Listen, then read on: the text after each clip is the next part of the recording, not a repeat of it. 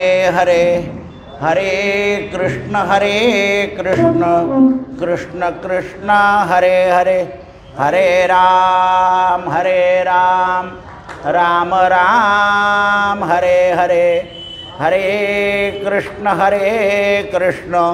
कृष्ण कृष्ण हरे हरे, हरे राम राम राम हरे हरे, हरे कृष्ण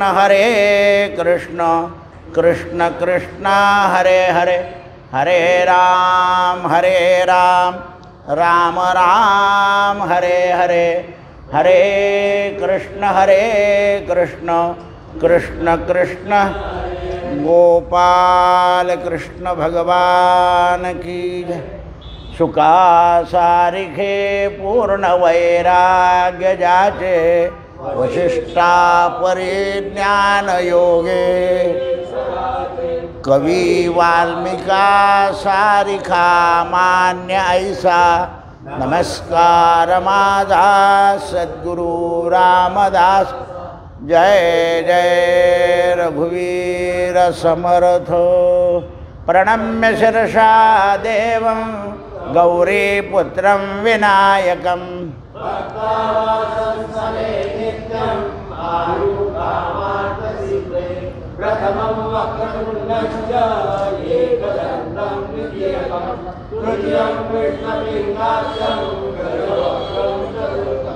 लंबोदरं पंचमं च सप्तमं विघ्नराजेन्द्रं, धूम्रवर्णं तथाष्टकम्,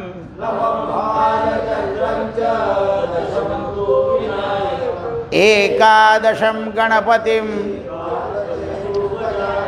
द्वादशैतानि नामानि, न च विघ्नभयं तस्य, विद्यार्थी लभते विद्या,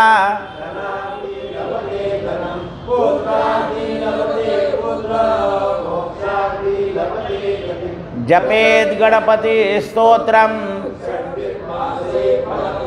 संवत्सरेण च सिद्धिंच, अष्टभ्यो ब्राह्मणेभ्यश्च तस्य विद्या,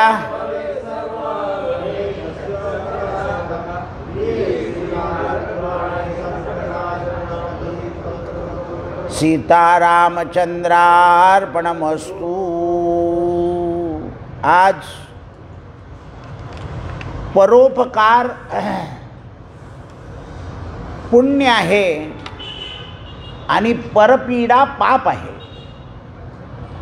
याच्यावर आज आपल्याला विचार करायचा आहे। ज्ञानेश्वर माऊली 4थ्या अध्यायामध्ये 65व्या ओवीमध्ये असं सांगते, ते ज्ञान पैगा बरवे, जरी मनी आतिथी आणावे, तरी संताया भजावे सर्वसासी।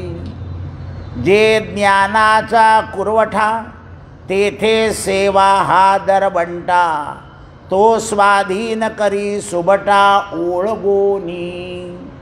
2 ओव्या सांगितल्या आहे, 65 आणि 66। आता याचं प्रमाण असं आहे, कारण ह्या ओव्या ज्या आहे याच्यामध्ये गुढार्थ खूप आहे, मग तो गुढार्थ तेवढाच कळतो, तर याच्याकरता काही दृष्टांत घ्यावा लागतात। परपीडा पाप, व्यासांच्या वचनानं परोपकार पुण्य। नुसता रस्ता दाखवला तरी परोपकार आहे, चुकलेल्याला वाट दाखवणं हा परोपकार आहे। रस्त्यामध्ये काही म्हणजे हानिकारक पडलेलं आहे, ते उचलून दूर करणं, जसं रेल्वे स्टेशनवर केळ्याचं साल घाईघाईत मनुष्य पडून जाईल म्हणून उचलून टाकणं अत्यंत महत्त्वाचं आहे। पण रेल्वेच्या पट्टीवरही फेकायचं नाही, बकरी तेवढ्याकरता कापली जाते आपण खातो आणि टाकतो, कारण प्राणी येतोच, गाय कापली जाते, बकरी कापली जाते। केव्हा केव्हा परोपकार विचारपूर्वक झाला पाहिजे, आणि परपीडा सुद्धा सावधानतेने केली पाहिजे। शत्रूला पीडा करायची आहे भगवद्गीता, पण आपण सावधान राहायचं. आपला प्राण न जाता पीडा झाली पाहिजे. याच्याकरता एक दृष्टांत सांगावं लागेल. एका गावात अनाथ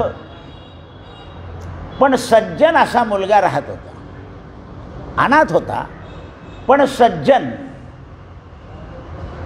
सज्जन शब्दाची व्याख्या अशी आहे, सज्जन शब्दामध्ये डबल जो आहे, जो जननी आणि जन्मभूमीचा आदर करतो त्याचं नाव सज्जन. तिकडे नाही कोणी, इकडे तिकडे कोण आहे? जननी आणि जन्मभूमी यांचा जो आदर करतो तो सज्जन. ज्याला जननी आणि जन्मभूमीचा आदर समजत नाही तो सज्जन नाही. हल्ली सज्जनाची व्याख्या कपड्यावरून झाली आहे.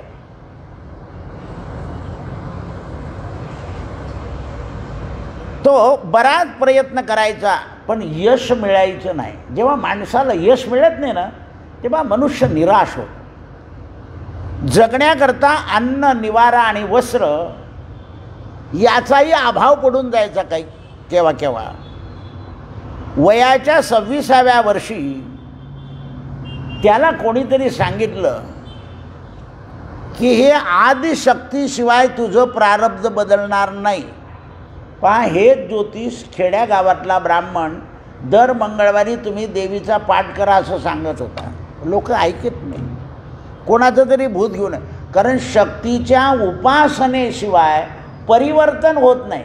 मग आता काही लोक म्हणतात आम्ही करतो, पण तरीही तुमचं लोखंड जास्ती गंजलेलं आहे असं आहे ते. आणि मुलं ऐकणारे नाही आहे. आपण सांगावं काही आपण करतो देव देव तर दुसरा मसोबा घेऊन येतात. ते आपले वडील, आपली आई आपल्याकरता देवाचं करते आहे तर तिच्याबद्दल, त्यांच्याबद्दल आदरभाव, प्रेम की हे आमच्याकरता करता एवढं तरी पाहिजे ना. तसं पण नसतं घरांमध्ये हल्ली. आई करतच राहते, ते म्हणतात ती येडी आहे असं आहे. म्हणून मी एक शब्द वापरला, जननी आणि जन्मभूमीचा ज्याला आदर आहे त्याला सज्जन म्हणायचं. काही काही लोक म्हणतात आमचा मुलगा सज्जन आहे. अरे पण काय सज्जन आहे? तो आईचाच आदर करत नाही. त्याला सांगितलं की तू कुलदेवतेची आराधना कर. सगळे ऐकताय, लक्षात ठेवा. काली माता होती त्यांची. याने काली मातेच्या मंदिरात 2 महिने अनुष्ठान करण्याचा प्रयत्न केला, उदरभरण करून. एक दिवस त्याची देवी स्वप्नात गेली आणि सांगितलं, इथून पूर्वेला 16 कोसावर आर्जव नावाचे मुनी राहतात. आता संताची सेवा कर म्हणजे फायदा चांगला होईल.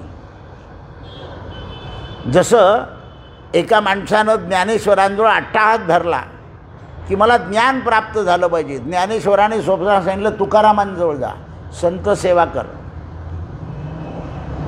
कारण समाधी सेवा किंवा मूर्ती सेवा ही जी आहे ही बोलत नाही.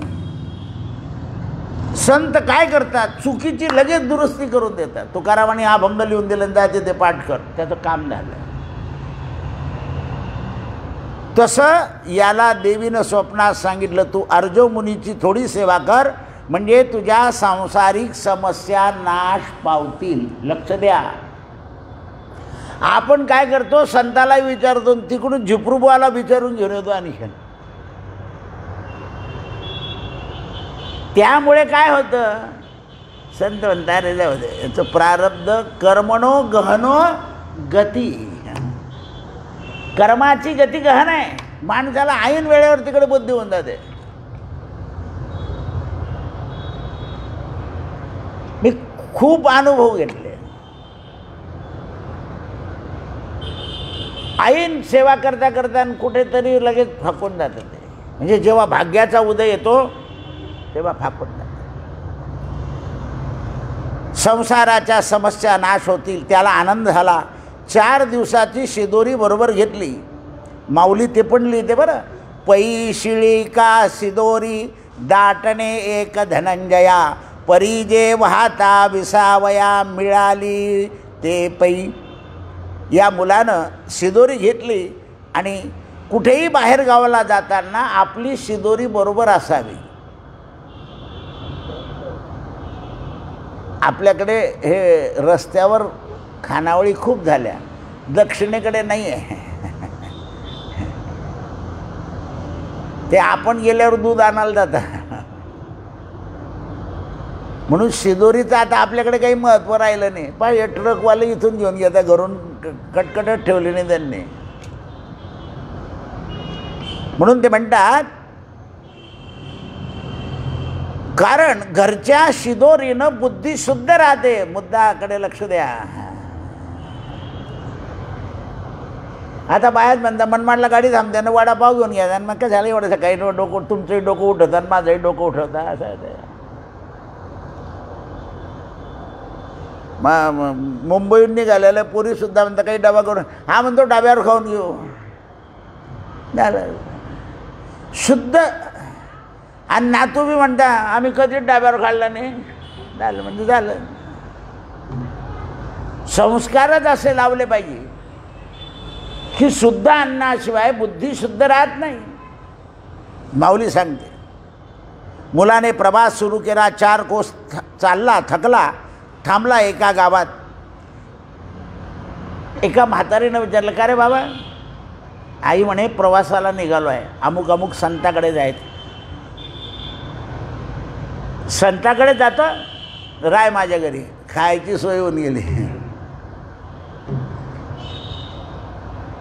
संताकडे जायचं ठरवल्याबरोबरच खायची सोय झाली पहिल्याच दिवशी. बरेच लोक संताकडे खायलाच येतात.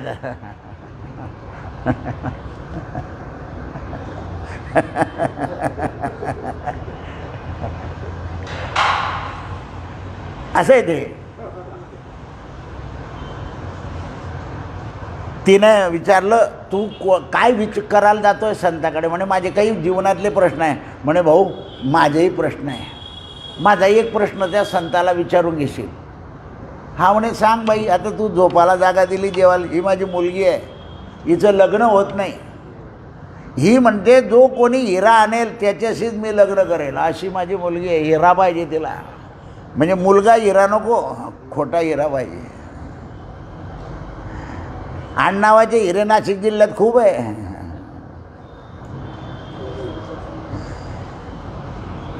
म्हणून ते म्हणतात, माझा प्रश्न विचार. आर्जव मुनीकडे जातोय तो. सेवा केल्यावर समस्या मिटतात. म्हातारी म्हणाली, मुनी तुझेही समस्या सांगतील आणि माझी समस्या. पण म्हणे मी तुला अन्न जेवू घातलंय, आधी माझं विचारतो, मागून तुझं विचारतो. यानं पाहिलं ठीक आहे, ज्याची खावी पोळी त्याची वाट. म्हणे आई तुझाच प्रश्न विचारेन मी पहिला. वचन दिलं गेलं. आता हिची चिंता मिटली, हिचं लग्न झालं की मी सुखी होईल. म्हणे मी आता 4 महिन्याने तुम्हाला भेटेल. तो मुलगा सकाळी उठून 4 कोस चालला, दमला, एका मठात थांबला.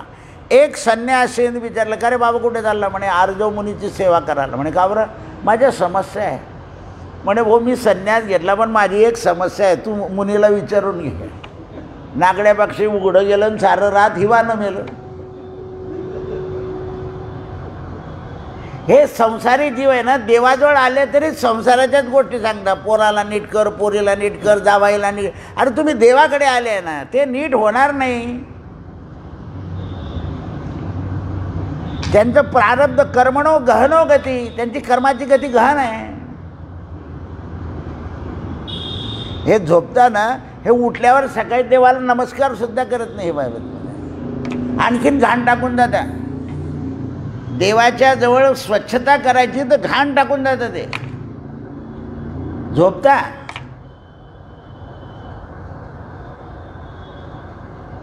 कारण कर्माची गतीच गहन असते.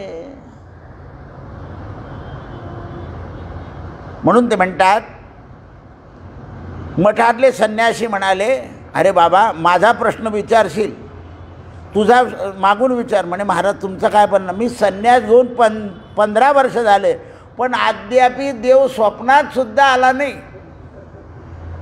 मुलगा म्हणाला तुम्ही मला राहण्याला जागा दिली आहे, आपल्या प्रश्नाचं नक्की उत्तर आणेल. सकाळी मुलगा उठला, 4 कोस चालला, एका माळ्याच्या मळ्यात थांबला. माळ्याने त्याची सोय केली, चौकशी केली. माळ्याला समजल्या ह्या साधूकडे प्रश्न विचारण्यात आला. माळी म्हणाला माझे वडील मरताना मला असं सांगून गेलेले आहे की आपल्या उत्तर दिशेला उंबराचं झाड आहे, त्याच्या पुढे 10 फुटावर चाफ्याचं झाड आहे, त्याच्या खाली छोटं एक रोपटं आहे. पण तेवढ्या वेळात सगळे नातेवाईक आल्यामुळे त्यांनी पुढचं काही सांगितलं नाही. तर तू त्या साधूला विचार सेवा केल्यावर की माझ्या प्रश्नाचं उत्तर काय. म्हणे बघ तुझा प्रश्न शेवटी विचार, पण माझा विचारू की. म्हणे भाऊ आणखीन तर 2 नंबर वरती लागले. ठीक आहे आता मी जातोच आहे, तर तुमचे तिघांचे विचारेल, कारण परोपकार करावा असं ज्ञानेश्वर माऊलींनी सांगितलं आहे.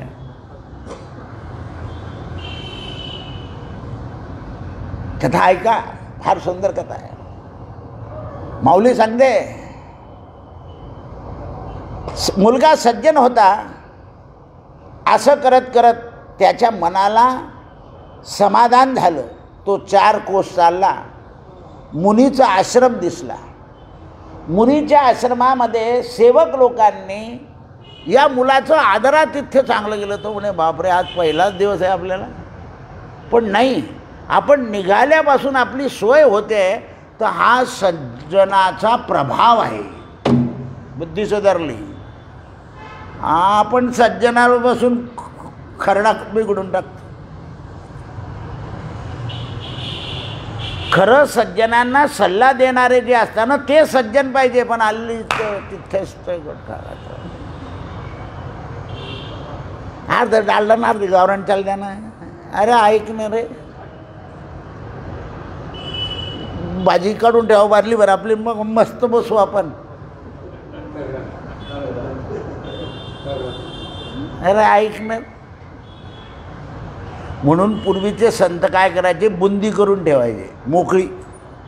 टाकली पसभर की चालला, कोणीच ओरडे ना. आता तुम्ही लाडू टाकता, त्यांचे मोठे मोठे ना आपले छोटे, अशी बोंब होते.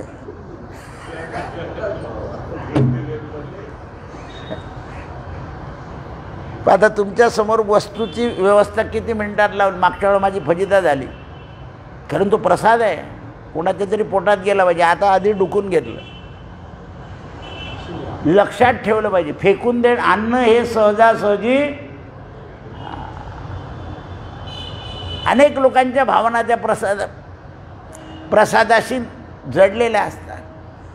इकडे तुकारामाचा अभंग आहे, पाहे प्रसादाची वाट धोनिया द्यावे ताट, आणि व्यवस्था नीट नाही करायची. पूर्वी खेड्यांमध्ये गुळाचा शिरा फार व्हायचा. तर ती वेलची असायची ना, चोऱ्या कशा करता लोक, ती वेलची काढून घ्यायची आणि थोडीशीच वेलची त्या पाकामध्ये टाकून द्यायची, आपल्या गुळाच्या पाण्यामध्ये, आणि तो शिरा टाकून द्यायचा. एका म्हाताऱ्यानं डोकं चावलं, वेलची फोत्र्या सहित आणली, खालची वेलची घडी काढून घेतली, दाणे घडी काढून घेतले आणि फोत्रेच आणले. का हो बाबा म्हणे, माझ्याकडे नियम असा आहे की फोत्र्याच पाकात टाकायचं, मग तो पाक म्हणजे पाणी टाकायचं आणि तो याच्यात टाकायचा, असं माझं पद्धत आहे म्हणे. आता यांनी ते फोत्रे घ्यायला काढतील, ते टाकलं ते, आणि त्यांना संताप आला होता, वेलची मिळाली नाही म्हणे. ते असं उकळवलं, गरम पाणी केलं गुळाचं, उकळवलं चांगलं, खळखळ खळखळ. ते इतकं टेस्टदार झालं तर सगळा शिरा संपून गेला. म्हातारे हुशार असतात, ते काय इतके पावसाळे घालले तर काय असे पांढरे केस काळे करत नव्हते पूर्वीचे म्हातारे, त्यांचे ओरिजिनल पांढरे राहत होते.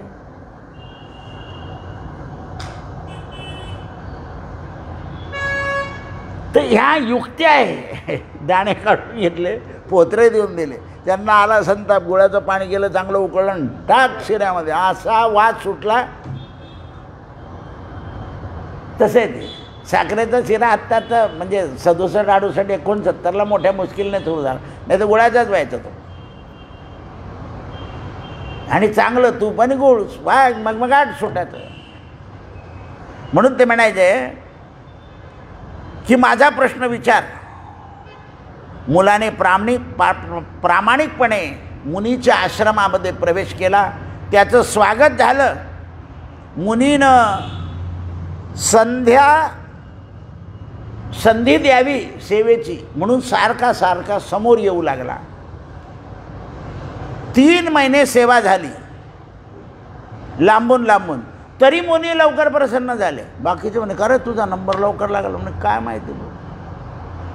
मुनीने विचारलं का रे सेवा नीतीने करतोय का अनितीने. आला प्रश्न पुन्हा. आता याला नीती बी समजेना नाही. म्हणे महाराज काली मातेनं मला तुमच्याकडे पाठवलं. मला नीती ना न्याय ना धर्म ना काही.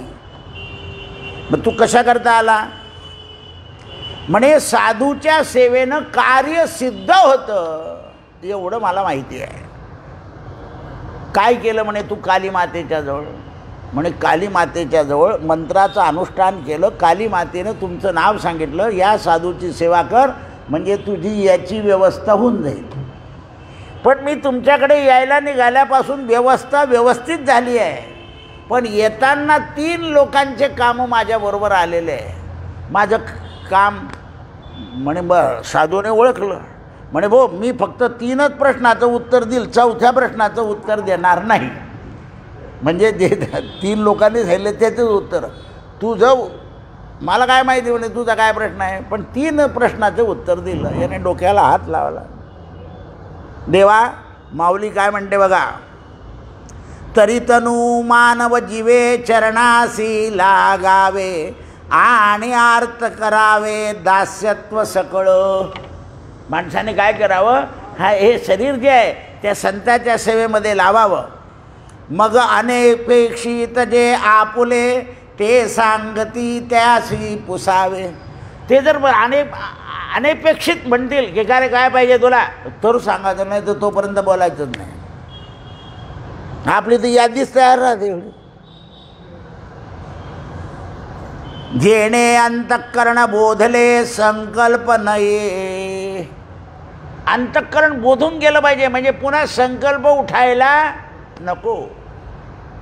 कारण संकल्पन विकल्प आला की झालं सगळ्या घोटाळा. सेवा न करता साधू प्रसन्न होत नाही. म्हणाले महाराज मला जे सांगितलं मी तुम्हाला सांगतो. देवीने मला स्वप्नात सांगितलं आहे माझ्या समस्या सुटणार आहे. मला 4 प्रश्न विचारायचे. अर्जुन म्हणे नाही 3च. मुलाने 3घांना वचन दिले होते. म्हातारी, संन्यासी आणि माळी योग्य उत्तर द्यायचे होते. म्हणून प्रथम माळ्याच्या घरी उतरला. मुलाने माळ्याला जे सांगितले की वडिलांनी नातेवाईक जवळ होते म्हणून मला नुसती खूण सांगितली, काही मुद्दा सांगितला नाही. सकाळी उठून स्वरूपाच्या स्थितीचं वचन लक्षात आणलं. म्हणाले बघ तू आता स्वरूपाचा विचार कर. 3 प्रश्नाची उत्तरं साधूने देऊन टाकले. आता याच्या प्रश्नाचं उत्तर न मिळाल्यामुळे हा खिन्न होऊन गेला. पण संताची सेवा वाया जात नाही याचं उदाहरण सांगतात ते. जेणे अंतःकरण बोधले संकल्प नाही. 4थ्या अध्यायामध्ये 168 आपल्या मनामध्ये जे संकल्प झाले ते पुरे नाही झाले की मन दुःखी होतं. पण दुःखी नाही होऊ द्या. कारण ते संत आहे. ते परिसापेक्षाही वेष्ट आहे. आपणासारखे करती तात्काळ नाही काळ वेळ तया लागी. काय करता नो हे महाराज. मोकं करो ती वाजन. मुख्याला बोलायला लावून देता, पांगळ्याला चालायला लावून देता. हे चढ पर्वत मी आहे तुझ्या पाठीमागे. आंधळ्याला दृष्टी देऊन टाकतात. अशा प्रकारे सांगितल्याप्रमाणे मुनीने योग्य उत्तर दिले. हा परत निघाला. जाता जाता आधी माळी लागणार. माळ्याच्या घरी उतरला. माळ्याने विचारलं, भाऊ प्रश्नाचं उत्तर आलं. म्हणे मग का रे तू प्रश्नाचं उत्तर आलं तू चेहरा असा सुकलेला काय? म्हणे बाबा तुमचं उत्तर घेऊन घ्या, माझं नशीब खोटं आहे.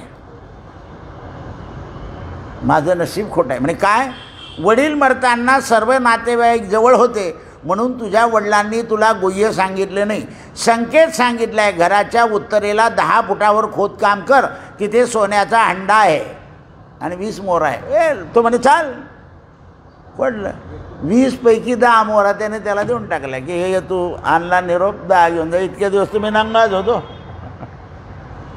संताच्या सेवेचं फळ हळूहळू मिळतं. आपण उथळ असतो. याने 10 नाही ना मी बोलतोय ना अजून 10 मोहरा. म्हणून सकाळी मुलाच्या साक्षीनं तो खड्डा खणला गेला. सर्व नीती संपन्न होते. मुलाने सांगितले, धन मिळाले.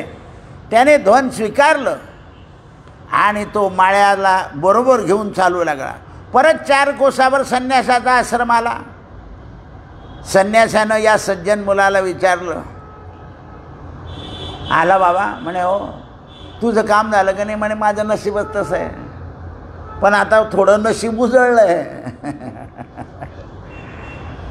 म्हणे बघ तू श्रीमंताचा पुत्र आहे, वैताग्याने संन्यास घेतला आहे, तुझा देवावर विश्वास नाही, त्यामुळे यदाकदाचित पोटाची तुझी सोय होणार नाही. पण तू घर सोडून येताना वडिलांचा एक हिरा चोरून आणलाय. म्हणे आव. तो हिरा जोपर्यंत तुझ्याजवळ आहे तोपर्यंत तुला देव दिसणार नाही. म्हणजे तू घेऊन जा हिरा. घेतला नाही, चालला. 2 नंबरचं काम झालं. 2 नंबरचं काम झालं. आता ते मुलीला काय पाहिजे होता? माझं पुढे कशाला सांगू. काय म्हणते मावली? तरी तनू मुनी बीजे चरण लावावे. तरीही तनू संतांच्या चरणावर लावावे. ते त्याचं सोनच करतात. त्याचं काय करतात? सोनं करतात.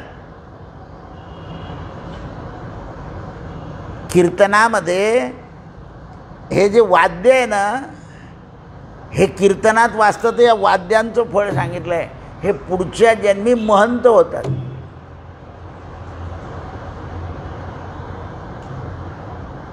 कशाचं? बकऱ्याचं चामडं असतं ते तबल्याला मृदुंगाला. त्यांचं चामडं नाद काढतं.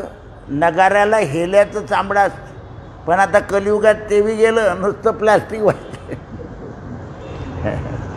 अगारभूत धरणारच नाही कोणी. हे भोपळे केवढं भाग्य आहे ते. कीर्तनात हार पडतो त्यांना. हे महंत होता पुढे. प्रत्येक देवाच्या कार्यामध्ये जे जे झिजतं त्याचं काम. ही निरांजन आरती जी ही तपस्विनी स्त्री होते, तिच्या पोटी रत्न जन्माला येतात. जे जे देवकाजी जिजे देह ज्याचा, रामराया जिजू दे रे काया, रामराया चरणी जडू दे चित्त. चित्त लागतच नाही. आता आपले पुष्कळ लोक जाताना यात्रेला त्या आल्यावर म्हणतात आपलं मंदिरासारखं मंदिरच नाही. म्हटलं तुमचं चित्त त्याच्याकडे लागलं आहे म्हणून. आत्ताच पंढरपूरहून लोक आला म्हणे दादा ते पायावर जाऊ देत नाही म्हणे, आता ते लांबूनच देवाचं दर्शन करावं लागतं. मग देवाला कोरोना आहे का तुम्हाला कोरोना आहे? म्हटलं पाहा ते होणारच होतं. दर्शन बंद होणारच होतं. झालंच ते आता. कारण अतिरेक होऊन गेला होता ना. एवढे लोक काढायचे म्हणजे काही सोपं नाही ते. आता दर्शन नाही झालं. लोक आत्ता झाले संध्याकाळी. लांब, कारण त्याला मर्यादाच पाहिजे ना. मर्यादा न ठेवली तर ते काही उपयोग नाही होत.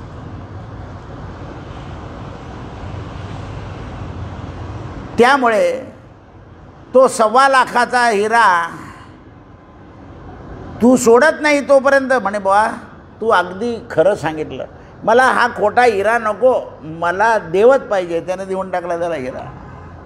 हा हिरा घेऊन त्याने हिराचा त्याग केला. त्याला त्याग केल्याबरोबर भगवंताचं दर्शन झालं, संन्यासाला पटलं आणि मोहरा आणि हिरा घेऊन 4 कोस चालला. म्हातारी आतुर होत होती की हा मुलगा केव्हा येईल प्रश्नाचं उत्तर. बाळा माझ्या प्रश्नाचं उत्तर आणलं. म्हणाले हो, हा 1.25 लाखाचा हिरा तुझ्या मुलीला घे. म्हातारी म्हणे हिराला काय करू, ही मुलगी घे. कारण हिचा इच्छा होती की ज्याच्याजवळ 1.25 लाखाचा हिरा असेल त्याच्याशीच मी लग्न करेल. आता पोरी नाही म्हणत का, मुंबईला फ्लॅट, पुण्याला फ्लॅट तर लग्न लॅट, असं आहे ते. त्यावेळेस मुलगा थोडा लाजला आणि उत्तर दिले. 1.25 लाखाचा हिरा आणला. म्हातारीने बोलवून हिरा पाहिला आणि म्हणाली, लग्नाला मुलगी तयार झाली. मुलगा आपल्याबरोबर सुंदर श्रीमंत पत्नी घेऊन आला. संसारात सोन्या आणि मोहर घरी पोहोचले. साधूच्या सेवेनं काय मिळतं आहे का, या 3 गोष्टी सांगितल्या. तर साधूच्या सेवेनं भुक्ती, मुक्ती आणि भक्ती तिन्ही प्राप्त होतात. भुक्ती, मुक्ती आणि भक्ती हे गोष्ट सांगितली माऊलीने. पण याच्यामध्ये या गोष्टी प्राप्त, कथेवरून सिद्धांत निर्माण होतो. दुसऱ्यावर परोपकार केल्यानं आपलं कल्याण होतं. तुकोबाराय प्रमाण देता याला एक, परोपकारे काया वाचा मन वेची सुदर्शन रक्षितया. जो परोपकार काया वाचा मनानं करतो त्याचं रक्षण भगवान सुदर्शन चक्राने करतात. आणखीन एक दृष्टांत देतात.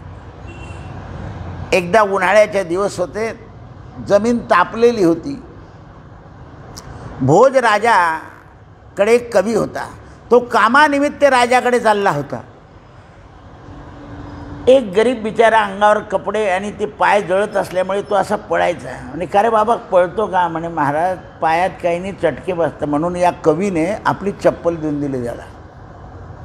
नाही म्हणे महाराज माझ्या पायापेक्षा तुमचे पाय मऊ आहे, तुम्ही कवी आहात. म्हणे जा बाबा, मला एखादं तरी परोपकाराचं काम करू दे. कारण आम्ही राजाच्या दरबारी असल्यामुळे आमच्याकडून परोपकार कमी होतो. फक्त कोणाला घासाघासीच काम जास्त असतं, दुसऱ्याच्या चुका सांगणे. आणि राजाने त्यांना शिक्षा, हे जे पिये असतात ना यांच्याकडून पाप फार घडतं. कारण समोरच्याचा विचार न करता निर्णय घेतात ते. मोठा माणूस जो असतो तो पियेकडे पाहतो, तो म्हणतो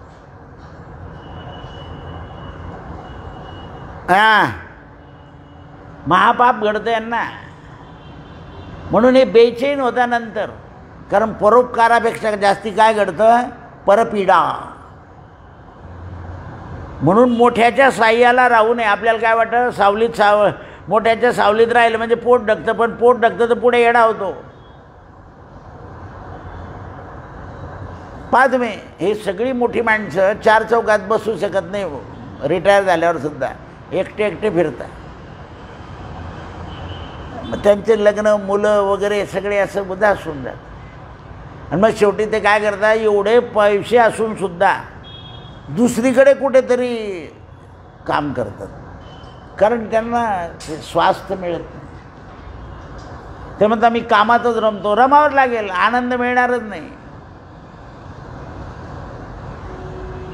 4 चौकात बसून जेवण जात नाही त्यांना, कारण ते सवय झालेली असते तशी. जेवले तरी नुसते जेवतील, शेजारच्याशी बोलणार पण नाही. पहा तुम्ही, असे कैक माणसं असतात.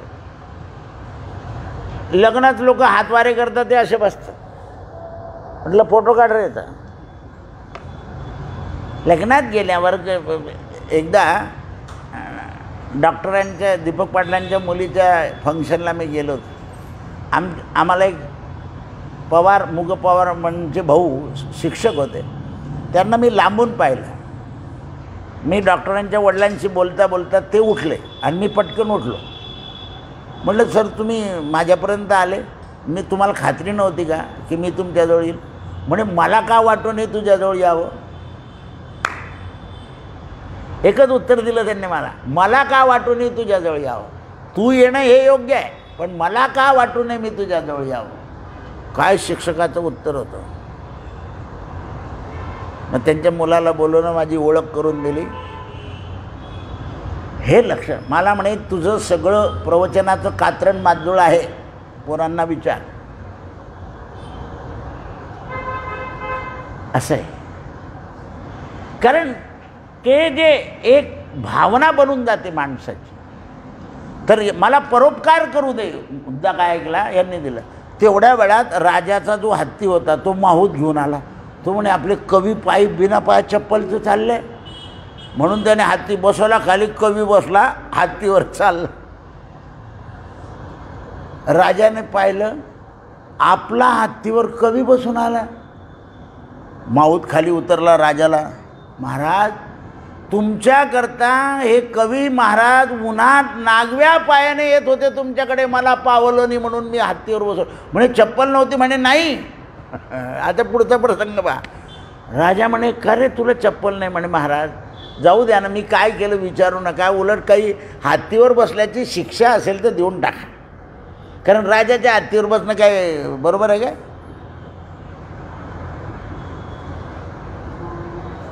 याला हत्ती बक्षीस देऊन टाका, हा आता माझ्याकडे येईल तेव्हा हत्तीवर येत जाईल. म्हणे काम झालं. काय केला? मुद्दा ऐका तुकाराम महाराजांचा. परोपकार केला. आपल्या पायातली चप्पल दुसऱ्याला चटके लागतात म्हणून. आपल्याकडे असं सांगितलेलं आहे, आपले आई वडील जेव्हा जातात तेव्हा त्या यमाच्या रस्त्यामध्ये अत्यंत त्रासदायक असतो. जो मुलगा आई आणि वडिलांच्या नावाने वर्षभरामध्ये किंवा 12व्याला किंवा वर्षश्राद्धाला पादत्राण देतो, त्याच्या आई वडिलांना रस्त्यात यमाचे काटे टोचत नाही असं सांगितलं आपल्याकडे. म्हणून आपल्याकडे पादत्र दान आहे. पण आपण काय म्हणतो, स्लीपर घेऊन येणार आहे, हलकी फुलकी द्यायची तर आहे.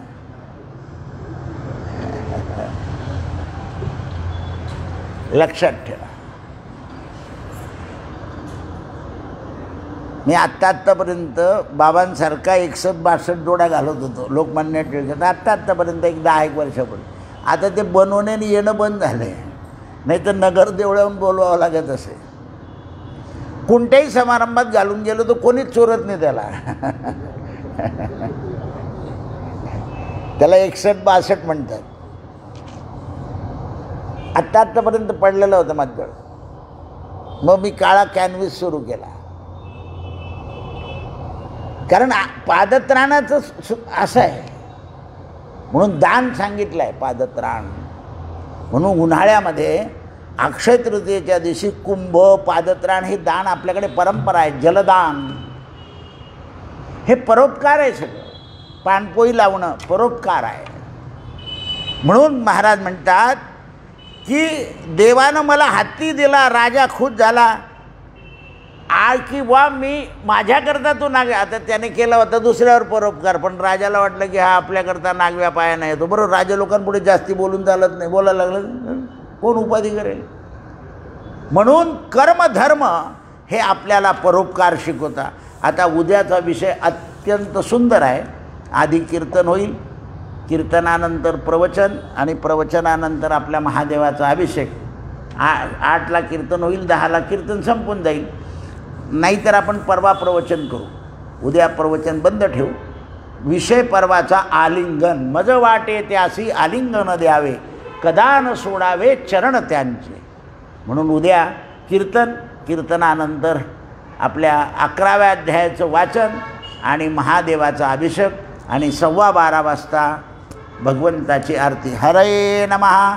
हरये नमः हरये नमः. सत्यगुरुराये कृपा मज केली.